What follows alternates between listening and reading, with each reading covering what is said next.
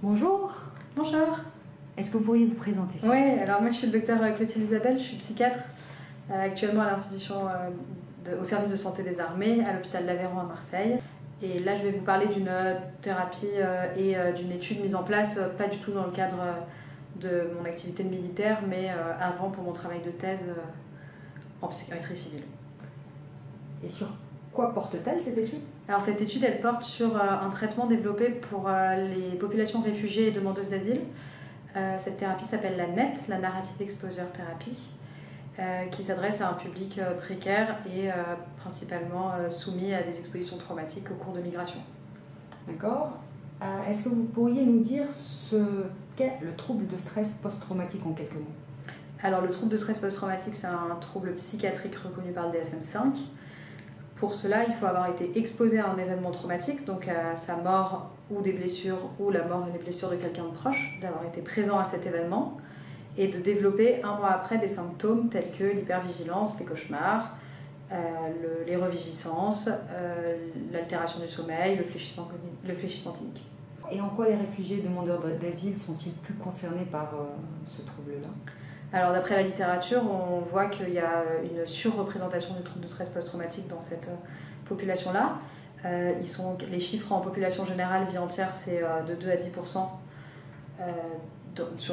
dans le monde. Chez les personnes réfugiées, on est plutôt autour de 40 à 70%. Pour des raisons qui paraissent assez évidentes, c'est que les personnes réfugiées, il y a souvent des expositions traumatiques avant la migration, donc exposés à des violences, à la guerre, à des persécutions, c'est pour ça qu'ils migrent. Exposés sur le parcours, donc quand ils migrent, évidemment, il y a aussi souvent, malheureusement, répétition de violences, traversée de la Méditerranée, et à ne pas oublier des facteurs post-migration. Donc c'est des gens qui vont arriver dans les pays pour lesquels ils ont migré dans des conditions très précaires et donc plus soumis à des agressions sexuelles, à des vols et à une vie dans des conditions souvent très précaires. D'accord. Et quelle est l'offre de soins qu'il aurait proposée quand ils arrivent en France et quand ils sont pris en charge? Alors actuellement, la personne qui arrive en France, elle va s'inscrire, elle va faire sa demande d'asile si elle le souhaite, elle va là être prise en charge dans un CADA, donc il y a des services qui sont spécialisés pour ces populations-là, qui sont souvent la PAS par exemple à Marseille, où on essaye, ou Médecins du Monde qui fait un gros travail là-dessus. Malheureusement en santé mentale, à ma connaissance en tout cas à Marseille, de là où je vous parle, il n'y a pas de service spécialisé pour accueillir ces populations-là en santé mentale. Donc on a des équipes mobiles de psychiatrie précarité qui s'en occupent, mais ce n'est pas non plus leur spécialité. Et sinon, ils ont recours à l'offre standard qui sont les CMP, mais avec les difficultés qu'on connaît de manque de médecins et de non-spécificité, parce que c'est quand même un trouble spécifique et une population spécifique. Donc il n'y a pas de structure vraiment dédiée pour ces personnes-là et pour leurs besoins en santé mentale. Est-ce que vous pouvez nous dire quelques mots de ce que vous avez fait avec l'association Sindian autour de la NET? Alors l'association Sindian, c'est une association qui a été montée en 2016 à Marseille, qui vient vraiment de la rencontre entre une juriste et deux personnes réfugiées syriennes qui se sont tout d'abord rencontrées dans un camp en Grèce, qui se sont liées d'amitié et qui en fait, par le hasard de la vie, se sont retrouvées à Marseille. Et en fait, en arrivant, elles ont découvert le parcours d'asile. Les femmes réfugiées étaient des femmes avec un haut niveau socio-professionnel en Syrie. Il y en a une qui était pharmacienne, par exemple. Mais arrivant à Marseille, elles ont vu la dureté du parcours, de la demande d'asile, de l'intégration, etc.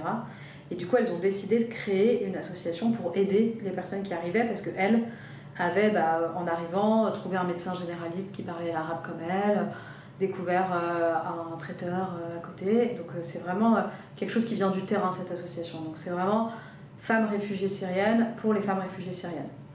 Ça s'est petit à petit organisé. Au début, c'était un groupe WhatsApp. Et en fait, maintenant, il y a quasiment 150 adhérents. Le terrain a fait que ça s'est aussi beaucoup développé sur les personnes LGBT, ce qui n'était pas du tout une volonté de départ, c'était pas une asso militante. Mais en fait, il y a une surreprésentation de personnes LGBT qui migrent parce qu'elles sont plus persécutées, surtout dans ces pays-là. Et donc en fait, du coup, elles ont eu beaucoup de personnes LGBT qui venaient toquer, qui disaient nous aussi on est des femmes réfugiées syriennes, est-ce qu'on peut venir?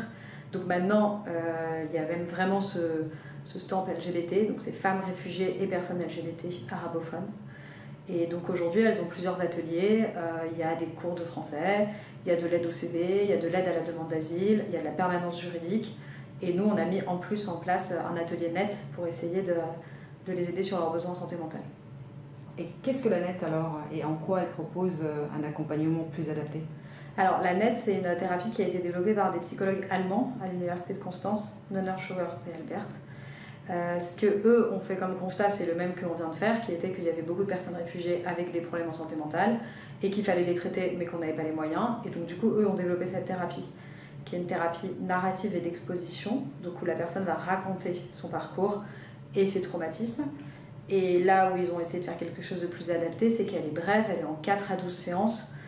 Elle se fait que par la langue orale, sans besoin de niveau d'études ou même du fait de savoir lire. Donc elle est plutôt adaptée à des populations précaires.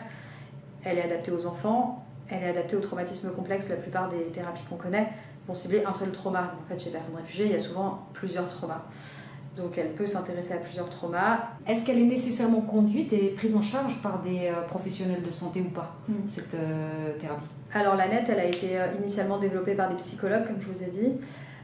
Ils ont un manuel pour lequel on peut se former qui est disponible sur internet qui s'appelle NET par Nonner, Schauert et Albert. Ce qui est intéressant, c'est qu'en fait, donc elle s'adresse à des professionnels. Cependant, dans les essais cliniques qui ont déjà été conduits dans le monde, il y en a un dont l'article est écrit par ceux qui ont créé la thérapie, mais qui est en Ouganda, et où là, en fait, ils étaient dans un camp de réfugiés en Ouganda. Et alors, je ne sais pas si c'était une volonté de leur part ou un manque de personnel, mais ils ont formé des non-soignants pour la dispenser. Et donc, on a un essai clinique randomisé qui retrouve une amélioration des symptômes dans le groupe NET, fait par des non-soignants. Donc, nous, c'est le parti qu'on a pris dans notre étude, c'est de former des médiatrices pairs, et que ce ne soit pas des psychiatres ou des psychologues qui la dispensent cette thérapie, mais que ce soit des gens qui ne sont pas professionnels en santé mentale. Où est-ce que vous en êtes du déploiement de cette étude et quand est-ce qu'on aura les premiers résultats?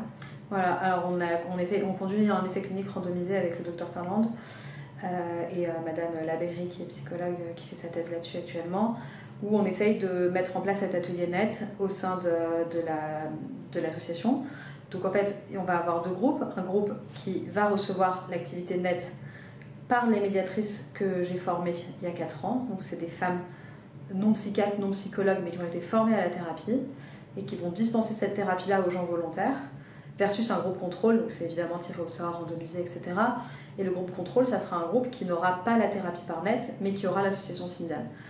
Et notre but, c'est de montrer, si ça arrive, déjà que l'association Syndiane, toute seule, aide sur les symptômes, parce qu'en fait, on pense quand même que le travail de pair, l'accompagnement, l'aide dans la vie quotidienne améliore la qualité de vie des gens, et aussi de montrer que le groupe NET aurait une réduction des symptômes de troubles de stress post-traumatique en comparaison du groupe sans NET.